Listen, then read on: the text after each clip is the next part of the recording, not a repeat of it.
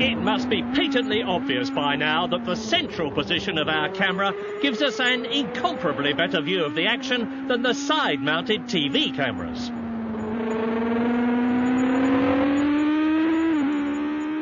That's Jody Scheckter's Wolf leading and being passed by Patrick Depaille's Tyrrell.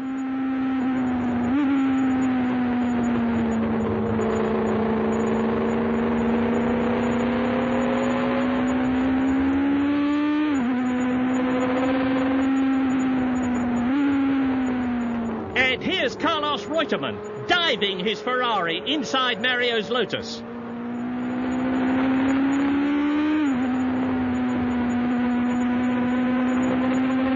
But Jacques Lafitte passes the lot of them in his Ligier. Isn't this the way to watch a Grand Prix? All right, we know all the drivers are playing to the camera in this practice session, but it is still terrific stuff. If only the actual racing could be like this now and again.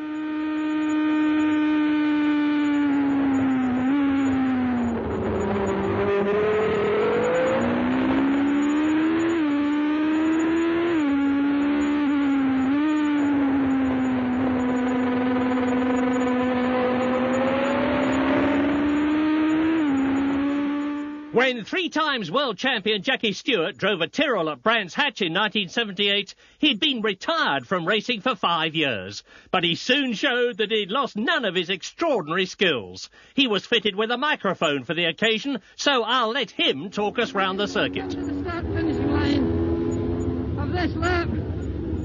Put it into fourth gear for Paddock. Off camber, left-hander, bit of wide. Put the power down in fourth gear. Brake hard into third, up into second, down into second, in for Druitt. Plugging the curb all the way round, applying the power. Back in, straight into fourth gear from second, because it's downhill. Applying the power. Going along the bottom behind the pits, down into third gear. Long left-hander, a tightening corner. Car understeers a bit, applying the power. Accelerating along. Outside of the car, braking hard. Fourth gear now, for it used to be Hawthorne's. Accelerating along in fourth gear. Driving into third gear. Into third gear for this corner. Accelerating out. Into fourth gear, down Deer's Leap. Into third gear again for a tight right-hander corner over the curb slightly. Accelerating hard, down into second gear. Opposite lock into third gear. Into fourth gear. Going towards the bridge, braking hard. Into third gear.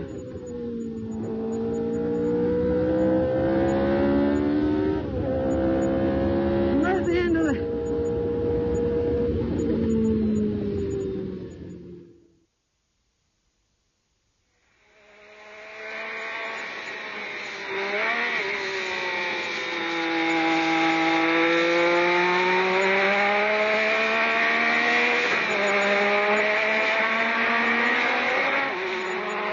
Now we ride with Nigel Mansell in his Lotus. Nigel has happy memories of Brands Hatch as he won his first Grand Prix here in 1985. He also won the last British Grand Prix to be held here the following year. Both victories coming in a Williams.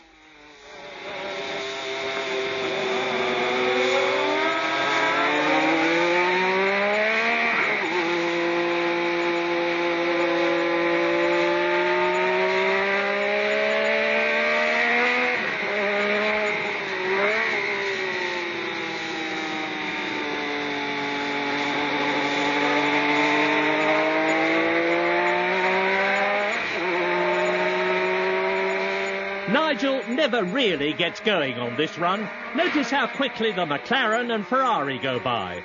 But he gives us the chance to admire this marvellous circuit as it plunges and climbs through the woods. Most drivers loved Brands, regarding it as a real challenge, but it's now been shamefully abandoned by Formula One. Millions of pounds have been spent trying to turn Silverstone into something like a road circuit when there's one of the best right here. It's a funny old world.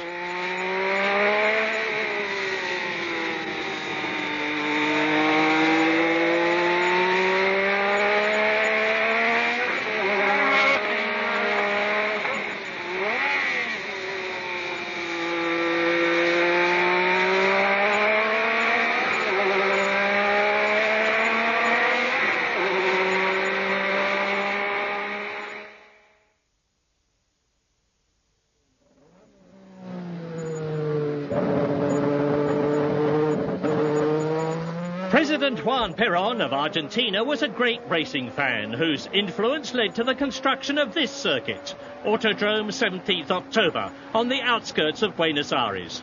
It was completed in 1953, and the first Argentine Grand Prix was held the following year. The event continued until 1961, but the next Grand Prix wasn't held until 1972, when Jackie Stewart won in a Tyrrell. In 1974, the circuit was extended to its present length. Nelson Piquet won in 1981, the last Argentine Grand Prix to date.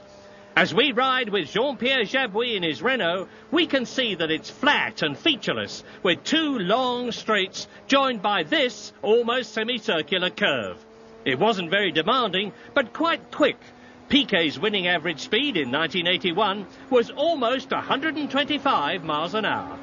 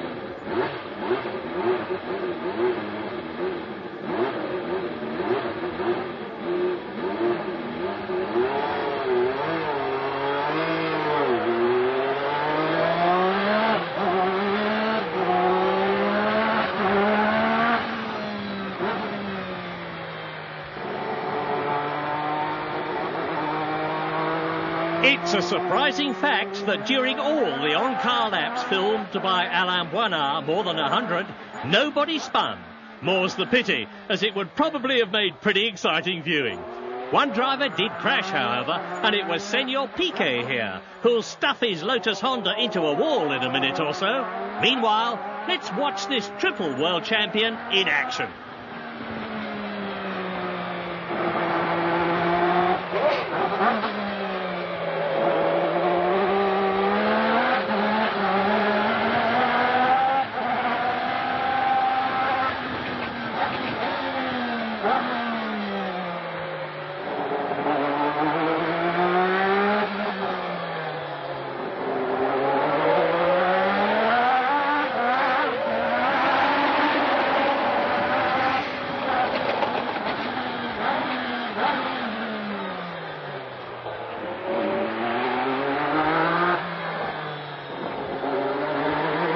Detroit was one of the few circuits that ran anti-clockwise, and as we can see, it was very much a stop-and-go affair. Why Formula One persisted with these city centre events in America is a mystery. They were inevitably very slow, the race average here was about 80 miles an hour, and made overtaking almost impossible, thus denying millions of American TV fans the very excitement they get from NASCAR and Indy racing. And with their concrete walls, tunnels, high wire fences and tall buildings, such circuits were very unfriendly to TV cameras. Despite this, since the demise of Watkins Glen in 1980, the USGP has been held in Dallas, Detroit, Phoenix and, heaven help us, in a car park in Las Vegas. Why this should be so when there's a truly magnificent 4-mile racing circuit at Road America, Wisconsin, is yet another mystery.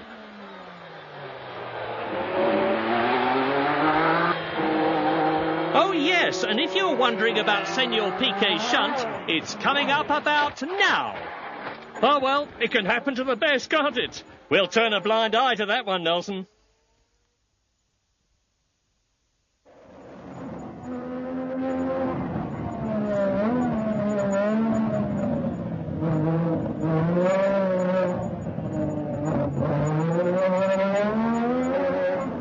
So far, all these laps have been run in the dry. But now we have an opportunity to tiptoe around Detroit in the rain with Eddie Cheever.